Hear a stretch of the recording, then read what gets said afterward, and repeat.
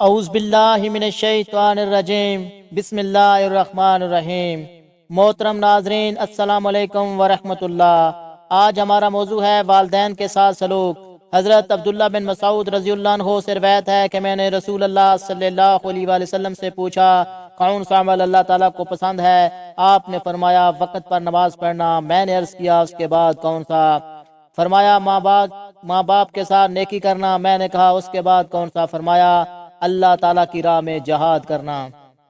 ایک شخص نے رسول اکرم صلی اللہ علیہ وآلہ وسلم کی خدمت میں عرض کی کہ یا رسول اللہ، ماں باپ کا حق ان کی اولاد پر کیا ہے؟ فرمایا دونوں تیرے حق میں بہشت اور دوزخ ہیں، یعنی ان کی خدمت اور طاعت بہشت کا مستحق بناتی ہے اور نافرمانی دوزخ کا۔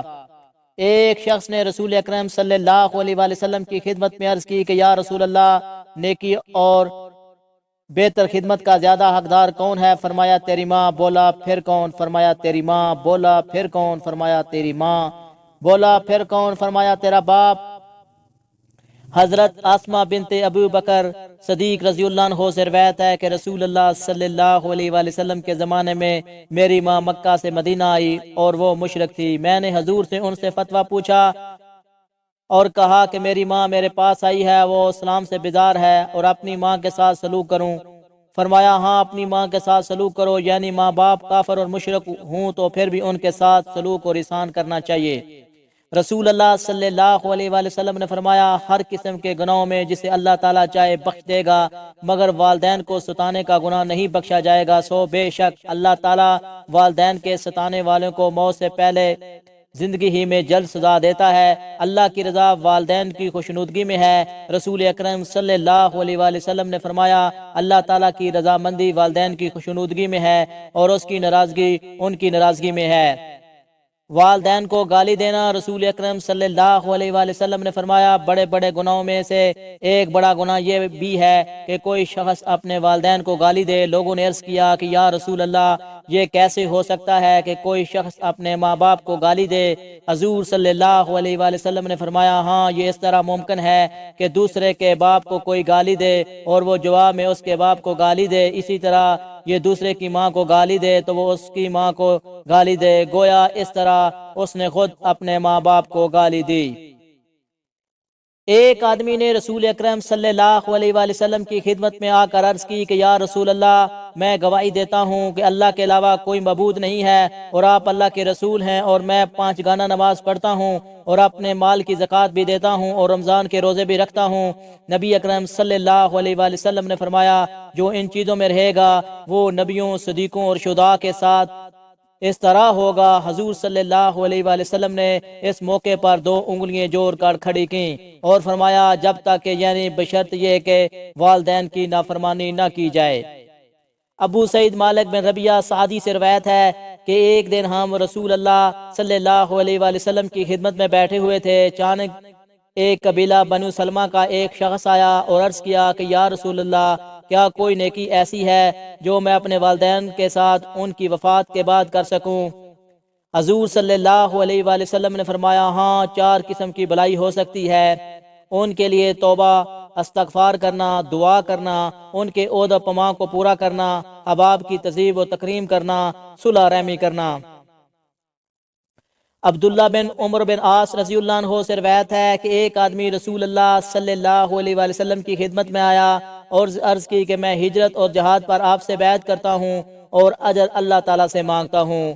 آپ صلی اللہ علیہ وآلہ وسلم نے فرمایا تیرے والدین میں سے کوئی زندہ ہے؟ اس نے کہا دونوں زندہ ہیں۔